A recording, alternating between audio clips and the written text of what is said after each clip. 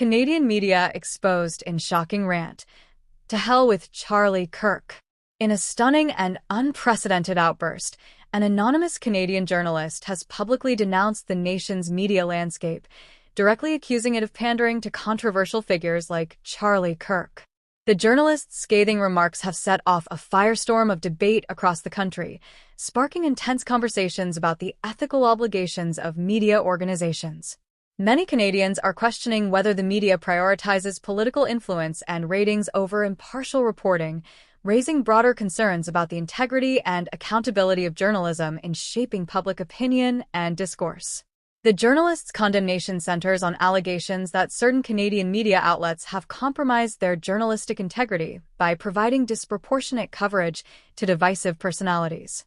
They argue that by amplifying figures such as Charlie Kirk, known for his provocative rhetoric, the media has distorted public perception, fueled polarization, and created narratives that prioritize engagement over truth.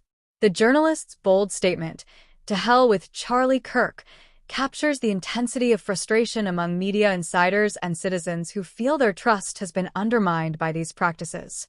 This revelation comes amid heightened scrutiny of Canada's media and political environment under Prime Minister Mark Carney, who took office in March 2025. Carney's government has faced intense debate over its handling of economic policies, international trade relations, particularly with the United States under President Trump, and national security issues. Media coverage of these topics has often been criticized for bias or selective reporting, and the anonymous journalist's comments highlight how these tendencies may exacerbate public cynicism, calling into question the media's role as an impartial watchdog in Canadian democracy. The journalist further alleges that media complicity with controversial figures has deepened societal divisions and eroded public trust in journalism. By repeatedly amplifying messages from polarizing personalities like Charlie Kirk, the media allegedly prioritizes sensationalism and viewership over factual reporting. This approach, critics warn, risks normalizing extreme opinions, misrepresenting broader public sentiment, and weakening the informed decision-making processes essential for democratic governance. Citizens increasingly wonder whether the news they consume is shaping their understanding or manipulating it for political purposes. The impact of these alleged practices extends beyond opinion formation into political influence and policymaking. Sensationalized reporting affects elections, shapes legislative debates, and may sway public perception of critical issues such as healthcare, immigration, and economic reform. When media outlets choose entertainment and click-driven headlines over responsible reporting, they risk undermining democratic institutions and eroding the very public trust that grants journalism its societal authority.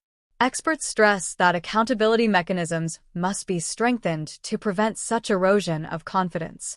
Several media organizations have issued responses defending their editorial choices, emphasizing the importance of free speech, diversity of opinion, and journalistic independence. Critics, however, argue these defenses often lack meaningful accountability, asserting that the line between promoting discussion and enabling harmful rhetoric has become dangerously blurred. The debate now focuses on how media can balance robust discourse and diversity of viewpoints with an ethical responsibility to minimize misinformation, protect public understanding, and maintain credibility in a highly polarized environment. Public reactions to the controversy have been intense and divided. Some Canadians applaud the journalist's courage in exposing perceived media bias, seeing the outburst as a long-overdue critique of practices that prioritize sensationalism over substance. Others caution against sweeping generalizations, noting that not all media outlets engage in these practices and emphasizing the continued value of pluralism in news coverage. The mix of outrage, support, and skepticism reflects the broader societal struggle to define the boundaries of responsible journalism in Canada's rapidly evolving media ecosystem.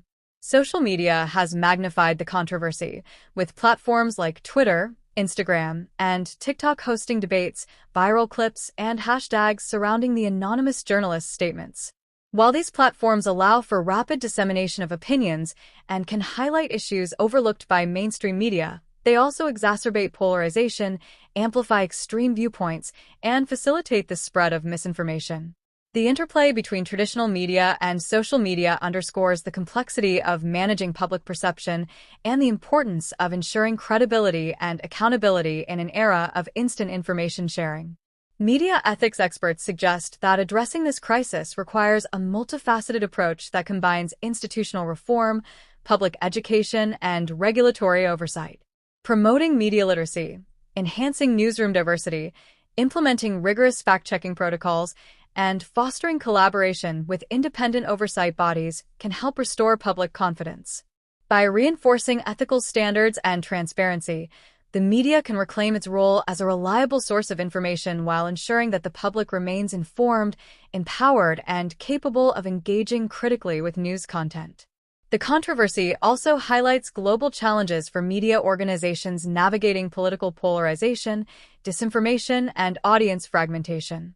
As citizens increasingly access news through social media and algorithm-driven feeds, distinguishing fact from opinion becomes more challenging.